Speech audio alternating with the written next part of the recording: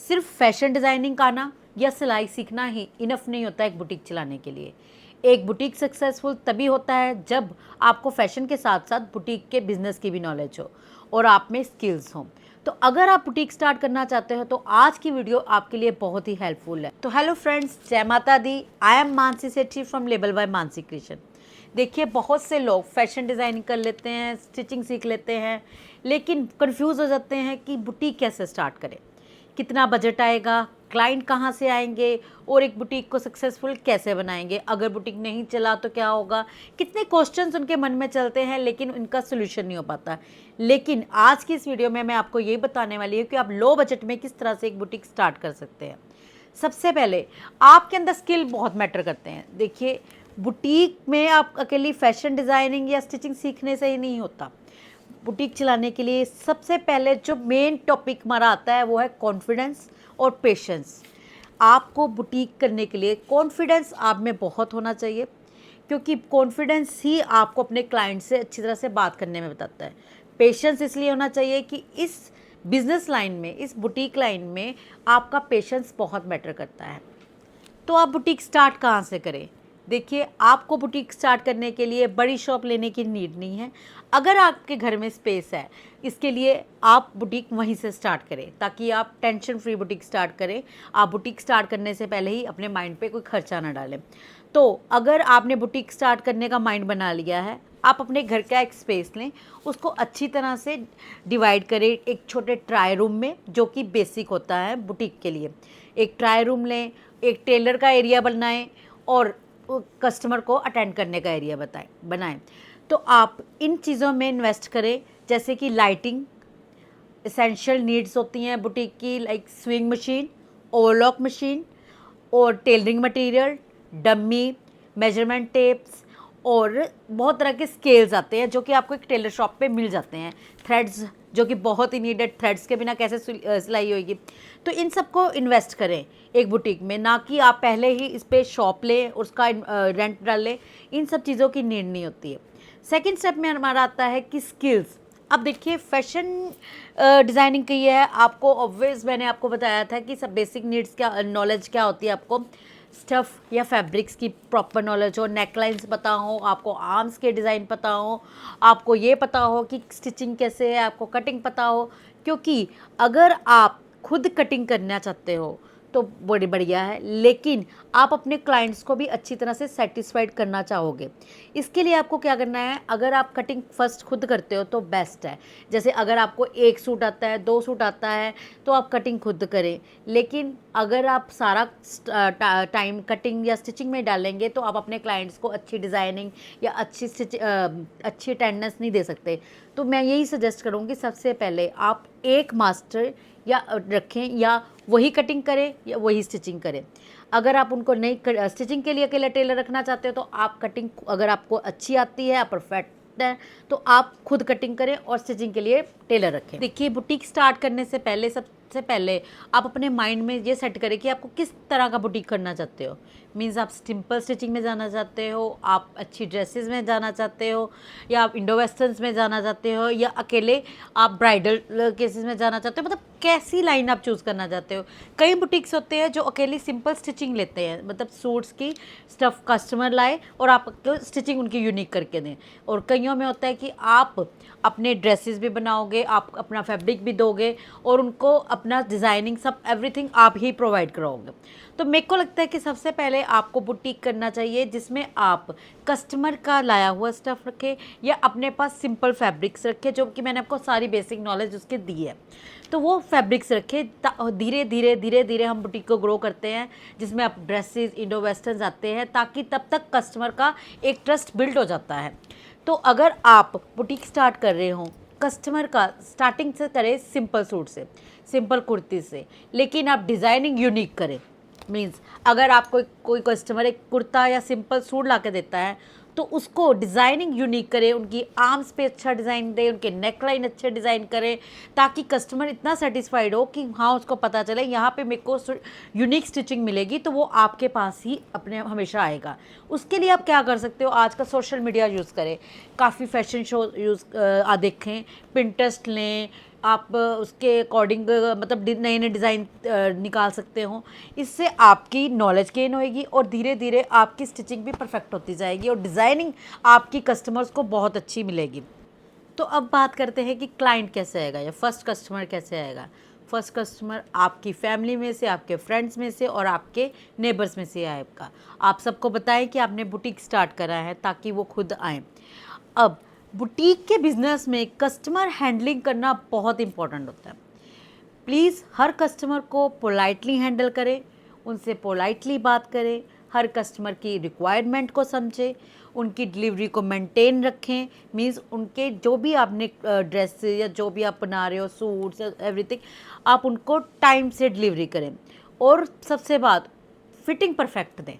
देखिए, एक happy customer ही आपकी फ्री में प्रमोशन करता है। मीन्स अगर एक कस्टमर आपसे सेटिस्फाइड होगा आपके बिहेवियर से, आपकी स्टिचिंग से, तो वो नेक्स्ट कितने जनों को बताएगा। और अगर वही कस्टमर फर्स्ट टाइम में ही आपसे इम्प्रेस होगा, मीन्स का आपकी फिटिंग नहीं अच्छी है या आपकी डीलिंग नहीं अच्छी है, तो वही कस्टमर आपकी प्रमोशन इस तरह से करेगा कि नहीं, मेरे को यहाँ पे सेटिस्फेक्शन नहीं मिली। तो फर्स्ट कस्टमर को हैंडलिंग करना बहुत इंपॉर्टेंट है, पेशेंटली। जब आपका बुटीक ग्रो करने लगे, मीन्स आपकी क्लाइंट इंक्रीज हो, धीरे धीरे आपका बुटीक बढ़ रहा है, तो अब आपकी क्लाइंट्स की डिमांड आती है एम्ब्रॉयडरीज पे, जो आजकल बहुत नीड होती है। Thread work, hand work. आप थ्रेड एम्ब्रॉयडरी की मशीन अपने बुटीक के अंदर लाएं, क्योंकि वो सबसे बेनिफिट होती है। अगर मशीन, हमने कुर्ती भी एक सिंपल बनाई, उसमें एक हम एम्ब्रॉयडरी का पैच भी बनाएंगे थ्रेड वर्क का, तो वो भी बड़ा यूनिक डिज़ाइन होता है। हैंड वर्क आप हमेशा बाहर से करवाएं, क्योंकि हैंड वर्क थोड़ा कॉस्टली होता है, वो हर क्लाइंट नहीं कराना चाहता। इसके लिए आप बाहर से कराएं। जब आपका बुटीक, जब आपकी डिमांड हैंड वर्क के लिए बढ़ती है, तभी आप उसके लेबर या आप उसके कारीगर अंदर लगाएं। अब आपका बुटीक धीरे धीरे बढ़ता है। आप मतलब एक मास्टर से दूसरा मास्टर होता है, तीसरा मास्टर होता है। अब क्लाइंट, जैसे मैं आपको बताती हूँ, मैं अपनी स्टोरी ही बताती हूँ। जब मैंने बुटीक स्टार्ट करा, तो आज से 22 ईयर्स पहले, तो मैंने एक मास्टर से स्टार्ट करा था। मीन्स मेरे पास एक मास्टर था, वही कटिंग करता था, वही स्टिचिंग करता था। लेकिन इन 15 डेज़ मेरा बुटीक इतना अच्छा रिस्पॉन्स मिला मुझे क्लाइंट्स का, इतना अच्छा ग्रो कर रहा था कि मुझे अपने 15 डेज़ के अंदर 3 मास्टर्स और 3 टेलर्स को रखना पड़ा। फिर मुझे धीरे धीरे, जैसे मैंने मशीन एम्ब्रॉयडरी करवाई अंदर, और उसके बाद हैंड वर्क बाहर से करवाती थी। लेकिन एक टाइम ऐसा आया कि जब मेरे अंदर, मतलब 1 साल के अंदर ही मेरे पास 10 टेलर हो गए, 10 मास्टर हो गए और 4 हैंड वर्क वाले हो गए, ऐसे ही। क्योंकि इसमें क्या हुआ कि मेरा कॉन्फिडेंस भी लेवल भी बढ़ा। सबसे पहले क्या होता है कि जब आप बुटीक स्टार्ट करते हो ना, आप में कॉन्फिडेंस नहीं आता, क्लाइंट से आप थोड़ा घबराते हो, थोड़ा डरते हो, उस हिसाब से ही बात करते हो। वैसा ही मेरे साथ हुआ। तब मैं बहुत ही धीरे से, बड़े ही सॉफ्टली बोलने वाली ऐसे थी कि अगर मुझे क्लाइंट कोई कहता था कि हाँ मैं जल्दी चाहिए, हाँ जी जल्दी मिल जाएगा, अगर नहीं बन पाता था तो मैं डर जाती थी कि नहीं, मेरे पास नहीं बन पाया, सॉरी, ये वो। लेकिन उनको मजबूरी नहीं बता सकती थी। धीरे धीरे आपका कॉन्फिडेंस लेवल बिल्डअप होता है।